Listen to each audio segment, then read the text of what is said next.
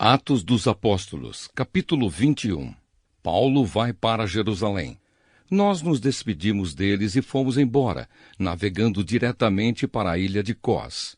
No dia seguinte paramos no porto de Rhodes e dali continuamos até a cidade de Pátara, onde encontramos um navio que ia para a Fenícia. Então embarcamos nele e seguimos viagem. Quando já podíamos ver a ilha de Chipre, navegamos ao sul daquela ilha e seguimos em direção à província da Síria. Chegamos à cidade de Tiro, onde desembarcamos, pois o navio precisava ser descarregado. Naquela cidade encontramos alguns cristãos e ficamos com eles uma semana. Então, avisados pelo Espírito Santo, eles disseram a Paulo que não fosse para Jerusalém. Mas quando chegou o dia de irmos embora, nós continuamos a nossa viagem.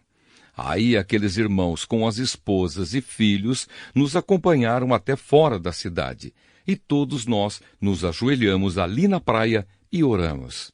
Depois de nos despedirmos, embarcamos no navio e eles voltaram para casa. Seguimos viagem navegando da cidade de Tiro para Ptolemaida. Ali encontramos e cumprimentamos os irmãos e passamos um dia com eles. No dia seguinte partimos e chegamos à cidade de Cesareia. Ali fomos para a casa do evangelista Filipe e ficamos com ele. Filipe era um dos 7 homens que haviam sido escolhidos em Jerusalém. Ele tinha 4 filhas solteiras que profetizavam. Alguns dias depois da nossa chegada, um profeta chamado Ágabo veio da região da Judéia. Ele chegou perto de nós, pegou o cinto de Paulo, amarrou os próprios pés e as próprias mãos e disse: "O Espírito Santo diz isto: em Jerusalém o dono deste cinto será amarrado assim pelos judeus e será entregue nas mãos dos não-judeus." Quando ouvimos isso, nós e os irmãos de Cesareia pedimos com insistência a Paulo que não fosse para Jerusalém. Mas ele respondeu: "Por que vocês choram assim e me deixam tão triste? Eu estou pronto não somente para ser amarrado, mas até para morrer em Jerusalém pela causa do Senhor Jesus." E não conseguimos convencê-lo a não ir. Então desistimos e dissemos: "Que seja feita a vontade do Senhor." Depois de passarmos alguns dias ali, juntamos as nossas coisas e fomos para Jerusalém. Alguns irmãos da cidade de Cesareia nos acompanharam e nos levaram à casa onde íamos ficar hospedados. O dono da casa era Menasson, natural da ilha de Chipre. Fazia muito tempo que ele era cristão. Paulo visita Tiago. Quando chegamos a Jerusalém, os irmãos nos receberam com muita alegria. No dia seguinte, Paulo foi conosco até a casa de Tiago, para se encontrar com ele, e todos os presbíteros da igreja estavam presentes ali.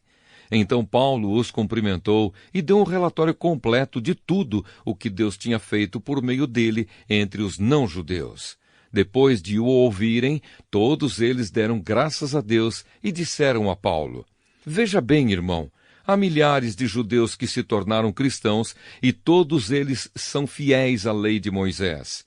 Eles ouviram dizer que você ensina aos judeus que moram em outros países a abandonarem a lei, dizendo a eles que não circuncidem os seus filhos, nem respeitem os costumes dos judeus. O que vamos fazer? Com certeza eles já ouviram dizer que você chegou. Portanto, faça o que vamos dizer. Estão aqui entre nós 4 homens que têm de cumprir uma promessa a Deus. Então vá, tome parte com eles na cerimônia de purificação e pague a despesa para que eles possam rapar a cabeça. Assim todos saberão que não é verdade o que se diz de você. Pelo contrário, vão ficar sabendo que, de fato, você vive de acordo com a lei de Moisés. Mas quanto aos não-judeus que se tornaram cristãos, nós já mandamos uma carta a eles dizendo o seguinte: não comam carne de animais que foram oferecidos em sacrifício aos ídolos, nem sangue, nem carne de nenhum animal que tenha sido estrangulado, e também não pratiquem imoralidade sexual. Então Paulo falou com os 4 homens e no dia seguinte tomou parte com eles na cerimônia de purificação.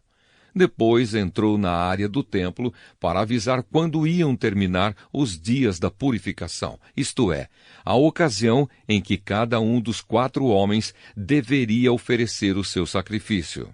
Paulo é preso no templo. Quando os 7 dias da purificação estavam para acabar, alguns judeus da província da Ásia viram Paulo na área do templo.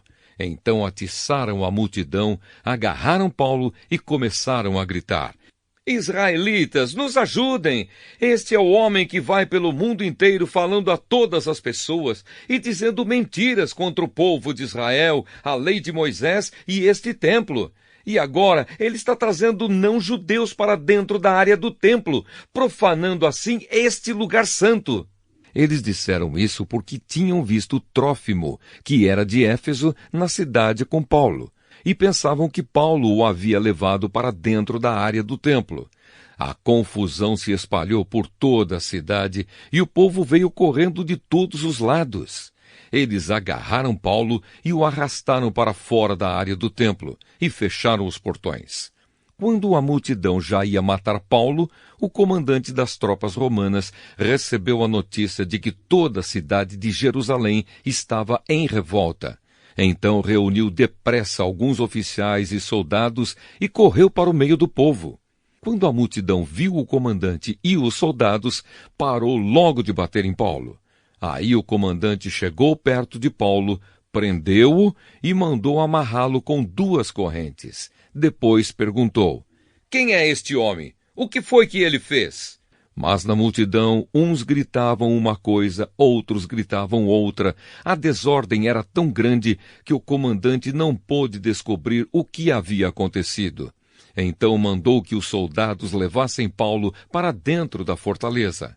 Quando chegaram perto da escada, os soldados tiveram de carregar Paulo por causa da violência da multidão que vinha atrás, gritando: Mata! Mata!